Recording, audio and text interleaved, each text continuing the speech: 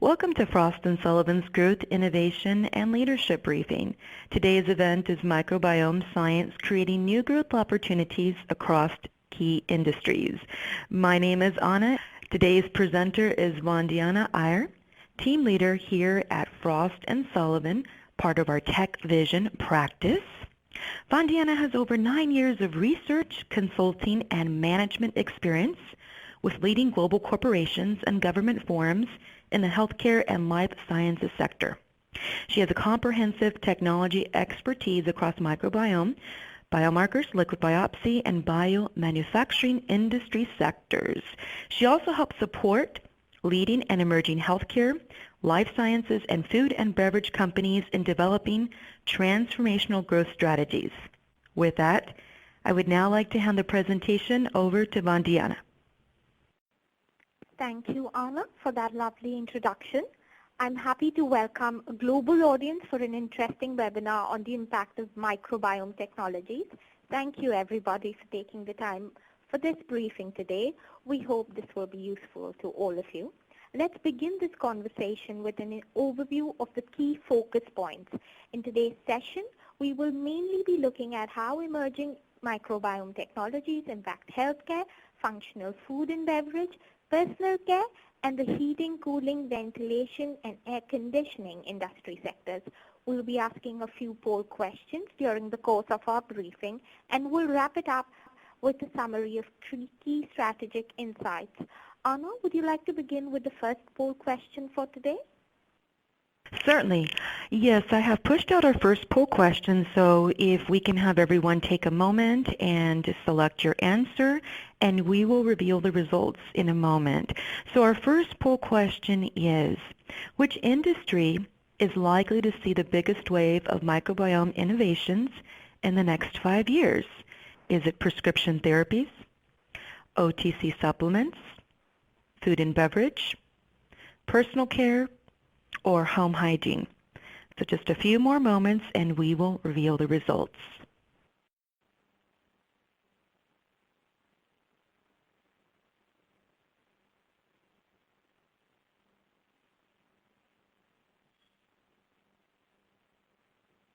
Okay, so these are the results of our first poll question. It looks like we have 100% for food and beverage. Any comments on these results, Vandana? Thanks, Anna. I'd also like to thank the global audience for their valuable feedback. The results are not surprising because we are happy to note that the results are in alignment with our internal Frost & Sullivan analysis. We do believe that the microbiome technologies will have the highest impact on the F&B application segment. Thank you, Anna, for conducting that poll.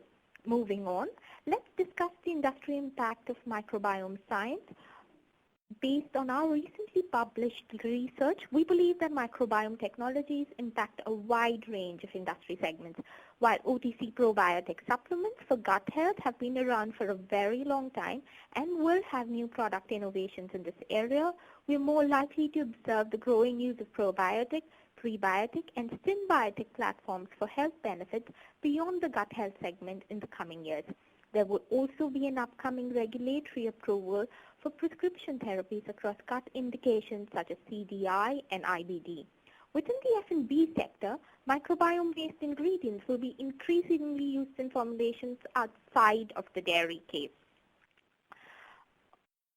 More importantly, there will be use of probiotics in sweet and savory food products across the F&B landscape. It will be extremely interesting to observe how microbiome technologies also impact the personal care innovation industry. We see a whole new range of innovations originating from both leading cosmetic industry participants as well as emerging healthcare and skincare companies. There's already a flurry of activity related to new product development across the European region, and that excitement is likely to spill over to the Asian landscape as well. Today, as the average consumer spends more time in an indoor environment, there will be a growing need to mimic a healthy outdoor environment within a closed space. And there are companies that are already looking to introduce a healthy influx of good microorganisms within indoor settings to improve air quality. HVAC is the newest industry sector to get impacted by the microbiome wave. Let's go to the next segment. Here we'll briefly describe how microbiome technologies are likely to affect the healthcare industry. Key technologies influencing the healthcare industry are probiotics, prebiotics, and symbiotics, breaking regulatory approvals for prescription therapies across the CDI space in the next few years. We'll talk more about that shortly. Interestingly, there will be a growing focus on personalization of therapies. So diagnostic companies will work more closely with pharma and probiotic companies to drive custom product innovations. In the next few years, it will be very exciting to discover new roles for gut microbiota as key influencers of drug metabolism. And that will lead to a paradigm change across the global pharma landscape. While key indications of interest within the prescription medicine segment will be gut and gastrointestinal indications, there will also be a growing focus towards applications across the metabolic, oncological, and possibly mental health disorder segments in the next few years. Now, let's look at some of the microbiome innovations within healthcare. Steris and Rebiotics are close competitors with phase 3 candidates in the pipeline for CDI management. Steris offers an oral capsule formulation of fecal microbiota, while Rebiotics' phase 3 candidate offers an enema formulation. Christian Hansen is another interesting innovator and a leading provider of scientifically documented and clinically verified probiotic strains that can be developed in custom formulations for targeted health benefits. Another interesting company in the healthcare segment is Zitra. It is looking to develop a topical probiotic formulation for healing cancer treatment-associated rashes. Needless to say, microbiome technologies are all set to transform the future of healthcare with several new exciting innovations. The functional food landscape, as is already known, is one of the largest segments to get impacted by microbiome technologies. While the availability of novel heat-stable probiotic strains remains a key limiting factor for new ingredient innovations, existing probiotic ingredients such as BC30 from Ganadin, now acquired by the Kerry Group, will be increasingly used across several unconventional food formulations. Examples here would include the use of probiotics in bread, protein bar, and breakfast cereal formats. Now moving towards the functional beverage landscape, we've known that probiotics have largely been used in dairy product formulations such as spoonable and drinkable yogurt and infant formula. What we're likely to observe now is the use of probiotic, prebiotic, and symbiotic technologies for hot and cold beverage formulations outside of the dairy case. Not surprisingly, BC30 has already found its way towards use in coffee, juice, and tea formats. Imagine a future where an average consumer can walk into a coffee shop and get custom probiotic and prebiotic ingredients added to it for nutritional benefits. That's the kind of future that we're talking about here. There are exciting times ahead, and we will witness the growing use of novel microbiome ingredients for several unconventional F&B applications in the near future. Now, within the personal care segment, microbiome technologies will fuel new product innovations and drive personalization of skincare. The use of live probiotics on skin will be mainly restricted to a very few companies. For instance, Aobiome offers ammonia oxidizing bacteria in several skincare products to improve skin health, and S-Biomedic is developing a microbial cocktail for use in topical formulations. There may not be a huge surge of innovations in this segment, as it is very difficult to incorporate live microorganisms in personal care products and establish its health benefits through scientific studies. This segment is also likely to have a smaller consumer base because not many people will be open to the idea of application of live microorganisms on the human skin without sufficient scientific documentation. So postbiotics and prebiotics will surely be used in a more increasing manner for skincare products, and the key application segments for skincare would be anti-aging benefits, moisturizing, cleansing, and other skin health benefit segments. Companies such as Tula, Aurelia, Galenia are already working on such products, and they offer interesting topical formulations that help improve and enhance skincare like never before. Now, targeted antimicrobials that specifically inhibit the bad microorganisms will have a greater adoption potential from a consumer perspective. And most of these applications would be towards managing skin conditions such as acne. And Microbiome is one such company that's already working in this space. Now, there will also be new companies that are developing biome-friendly formulations that do not interfere with the commensal microflora on human skin, and they offer to protect the natural skin health. However, having said that, there is a great need to exercise caution while looking at microbiome-enabled personal care formulations. A lot of companies that are looking to ride on the microbiome wave without actually incorporating any microbiome-specific ingredients. Hence, it is very important to scan through the complete ingredient listing for such topical formulations and ensure that the products have certain ingredients that are specific to the microbiome landscape. Anna, would you like to ask the next poll question now? Certainly. I have pushed out our last poll question, so if we can again have our audience select their answer. Our last poll question is, in the next 5 years, will microbiome technologies be a mainstay in products enhancing indoor air quality? Would it be yes or no? So again, we'll take a few moments and then we will reveal the results immediately.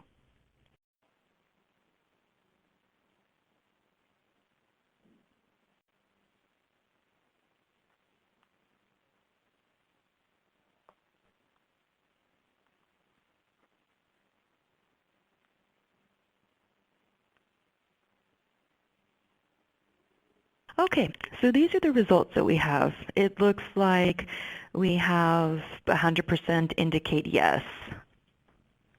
Actually, Wow. we have a split. We have actually a split. There was just a quick update right now.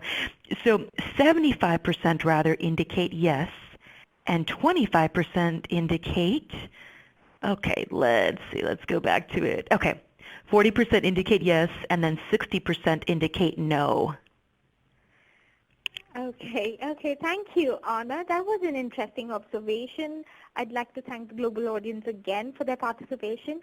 It's really interesting to know that 40% indicate no, but we do believe at Frost & Sullivan that that is likely to change in the coming years. So now let's move on to the newest industry segment.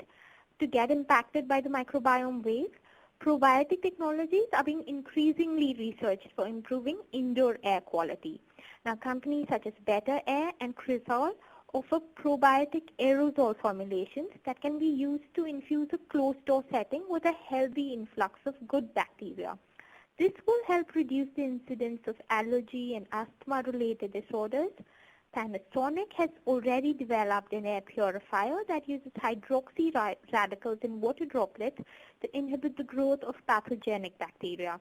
Now, another interesting innovation in this segment comprises the development of cleansing formulations that can be applied to HVAC ducts and pipes. This helps maintain a healthy balance of good bacteria in home and office settings. Care and Green Excel offer such probiotic cleansing formulations. So according to Frost & Sullivan analysis, we do see a surge in innovations across the HVAC sector as well. Now, we've nearly come to the end of our conversation. Let's quickly summarize some of the strategic insights from this session. For healthcare, a US or an EU regulatory approval for a microbiome prescription therapy will definitely open the floodgates for new product development. Microbiome diagnostics will grow to be an integral part of healthcare and will drive personalization. For the functional F&B landscape, microbiome ingredients will be increasingly used outside of the dairy case and will enable targeted health benefits beyond the gut health segment. personal care innovations will mostly incorporate the use of postbiotic and prebiotic ingredients and will also move towards personalization. So there will be a growing collaboration with microbiome diagnostic companies. On that exciting note, I'd like to end our session today. Anna, will you take through the next steps, and I will be happy to address any questions from the audience after that. Thank you, Vandana. So at this time, I'd like to go over just some next steps before we go into our question and answer session. So we invite you to schedule a growth strategy dialogue, a complimentary open discussion with a Frost & Sullivan growth strategy consultant, and a tenured industry analyst. You can do that by contacting us at 1-877-463-7678, or you can email us at myfrost@frost.com.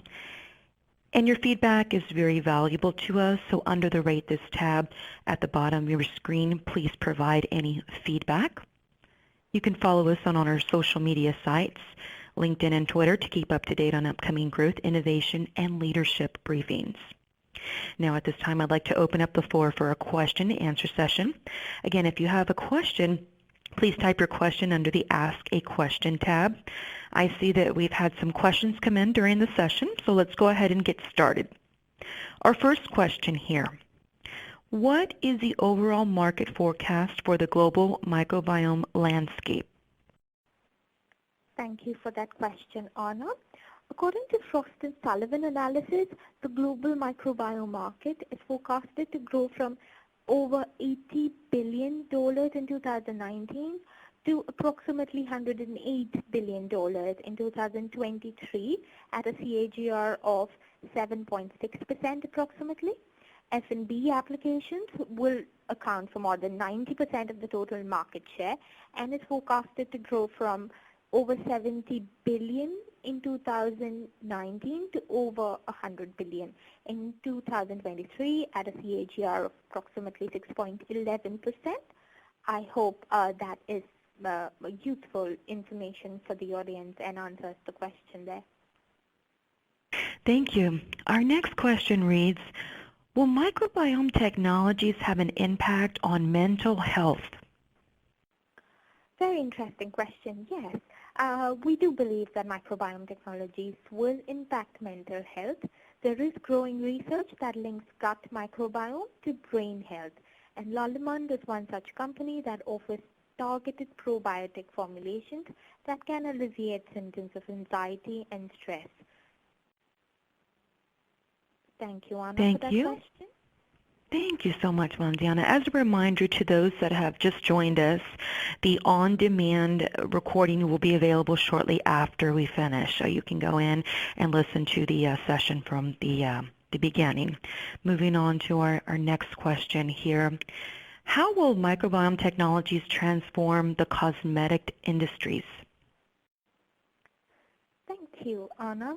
It's a very interesting question. We do believe that global luxury cosmetic brands and leading personal care formulators are already looking to leverage microbiome-enabled platforms for developing new products that offer improved benefits for improving skin and hair care. S-Biomedic, which is a resident company of J Labs, is looking to develop microbiome-based formulations for treating several skin disorders.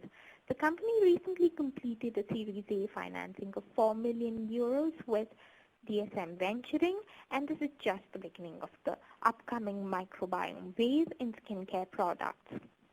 I hope that answer has been useful to the audience. Very well, thank you so much. Now, what are some of the other major developments in this space? Some of the other developments in this space would include growing partnerships between bio-CDMOs and pharmaceutical companies. One such example, if I may cite here, is the recent partnership between Lonza and Christian Hansen. While the CDMO space has been active with several new billion-dollar M&A transactions, the Lonza Christian Hansen venture stands out as it is the only one to be focused towards the microbiome manufacturing.